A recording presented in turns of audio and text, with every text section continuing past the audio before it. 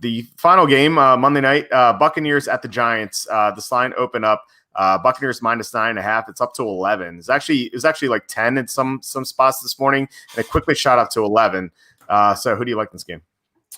Yeah, so I weirdly think I might be on the Giants in this one. It sounds horrible saying it out loud because the Bucs have looked great and the Giants have been absolutely terrible. And the Bucs match up very well with the Giants. But the reason that I'd be on the Bucs here is because they're playing the Saints next week. So they could just completely overlook this game. The Giants are one of the worst teams in the league. They're going to have a top 5 pick unless something drastically changes in their organization in the next 10 weeks. I think that there's some element of a revenge game coming up with that Saints game for the Bucs, and this is just a superstitious thing. But Tom Brady always struggles against the Giants. It's really weird. Like, I know that was when they had good pass rush and stuff, but there might even just be some mental block in there that's like, oh, I don't play well against the Giants. I'm a little worried about this one. But I think between the look ahead, between that little superstition thing, and Chris Godwin being out, he has a broken finger that came out of nowhere, and he's going to miss this game. So talking about probably the one beat of Mike Evans is 1A receiver in the Tampa Bay offense. I think that makes this spread. It should be closer than 11 points. So I don't think the Giants are going to win this game by any stretch of the imagination.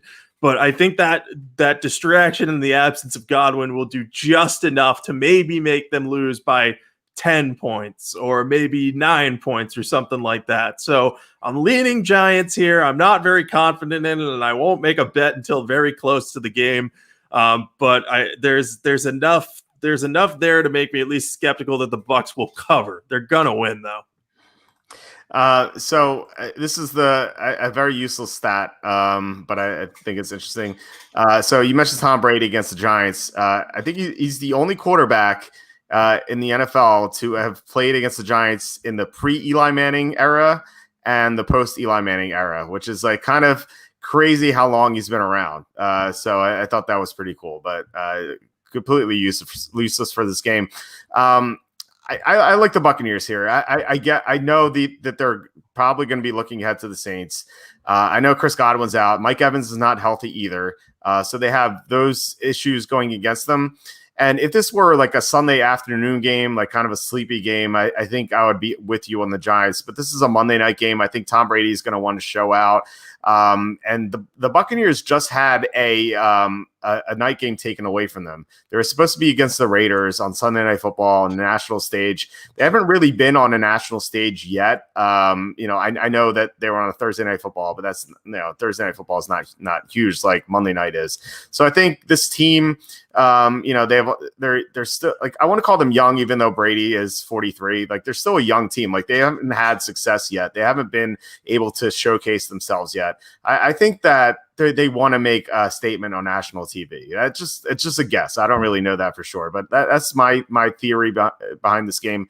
So I think they're going to beat the Giants easily. I mean, there's such a big mismatch in this game. The Giants have the worst offensive line in the NFL, and the Buccaneers have the best defensive line in the NFL. So it's like, how are the Giants going to block at all in this game? How are the Giants going to score? Like, this game could be like 34-0. So yeah, I'm going to be on the Buccaneers. Small play, not a big play, because something weird could happen, a kickoff return, a fumble return for a touchdown. Buccaneers could have the Buffalo Bills type problems in the red zone. So I wouldn't go crazy here, but I'm still going to be on Tampa.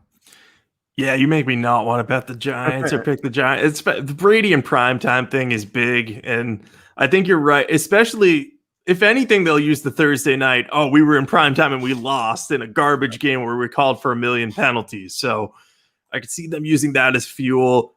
I'm still going to stay with the Giants right here, very reluctantly, just because I think that the look ahead thing is very strong for me. But I mean, I think the Bucs are going to win, so I might just end up betting them. But what I'll say is ask me again on Monday, and I'll definitely tell all you guys on Twitter what I think, because I am absolutely not locking in the Giants until maybe at most 5 minutes before the game.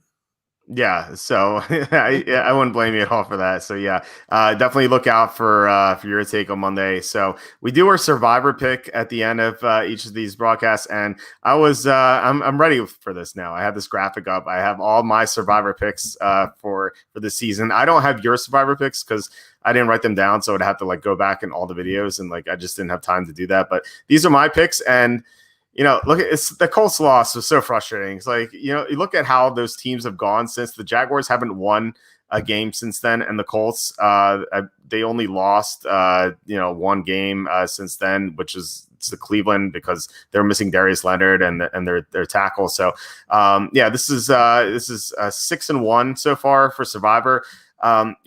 This is probably the easiest Survivor week of the year. You have the Chiefs playing against the Jets at home. I haven't used the Chiefs yet. The Chiefs are not going to lose to the Jets unless like they get abducted by aliens before the game. They're not going to lose.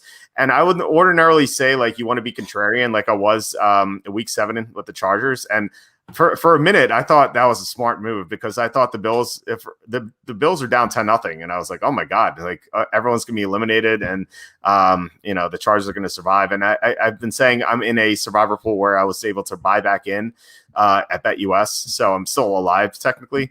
So I felt great, and then the Bills end up winning. But so I'm always for being contrarian, but you can never go full contrarian, and you just have to pick the Chiefs this week. So I'm picking the Chiefs. Yeah, there's no reason to go against the Chiefs. The only reason you'd go against them is if you've already picked them. In that case, I would recommend going with the Bucs because I do not think they're losing in primetime to the Giants. If they did, I would be stunned. So I would go with either of those two teams. I also have no idea what I picked in Survivor so far. I only know I picked the Colts week 1. So if I've double picked a team, I apologize. But those are the two teams that I would go with in Survivor this week is the Chiefs. And if you've used the Chiefs, the Bucs. Don't look anywhere else this time around. Those two should be easy wins. Yeah, the only other one I would say, like say if you use both those teams for some reason, the Eagles are the other option, I think. If Danucci's out. If Dalton plays, I would not pick the Eagles. But if Danucci plays, then the Eagles are the third option if you used Kansas City and Tampa already. I would be reluctant to use the Eagles over those teams because they're not a good football team at all. But if you don't have any other options, then I would say the Eagles are number 3. And also, I think the Eagles play the Cowboys one more time this season. So you could hypothetically, if you survived long enough, use them again. So I do a little bit of look ahead in Survivor Pool. It's never smart to do that too much because that's how you end up picking like the Jaguars in week 1, which I've done before, but not this year, which apparently actually would have been a good move. But you're like, yeah, I'll take the risk week 1. It's like, no, don't do that. Like, just you don't know how the season's going to go. Play it safe. That's the whole point of Survivor Pool. That's true. Yeah, I absolutely agree with that. All right. So we're done for this week. Do you have anything to plug? Yeah, you can just follow me on Twitter at Jacob Kamenker. And you can follow Sporting News Fantasy at SN_fantasy on Twitter. I'm putting out a ton of content on both platforms. You'll see my tweet highlights from games during primetime games on the Sporting News account too. So if you want to see me attempt to be funny, it's either painful or good. Depends on the day. And if you want to talk football or have any questions for me, follow me at Jacob Kamenker, and I'll tweet out my favorite picks of the week and every primetime pick. That's what I always promise. And also, if I change picks, I will do that. I apologize. I did change picks in the Washington game this week and forgot to do that. But Walt will vouch for me that I was on Washington because I texted him about it. Yeah, that's true. I will say that. So I'm at waltzerfootball.com, at Twitter at waltzerfootball. Tons of updates throughout the week. We have our 2021 NFL mock draft updated tomorrow morning, which I'm going to start working on after dinner tonight. Our week 8 picks are going to be updated throughout the week for injury reports. And I always say that Saturday is the most important day because we have a Friday injury report coming out. So definitely look forward to that. And yeah, tons of updates from Charlie on draft stuff, fantasy rankings. If your team is still doing well, you could see who you can play in fantasy. So yeah, tons of updates as usual at waltzerfootball.com. Otherwise, I'll talk to you next week. All right. Sounds good. Talk to you then. All right. Bye.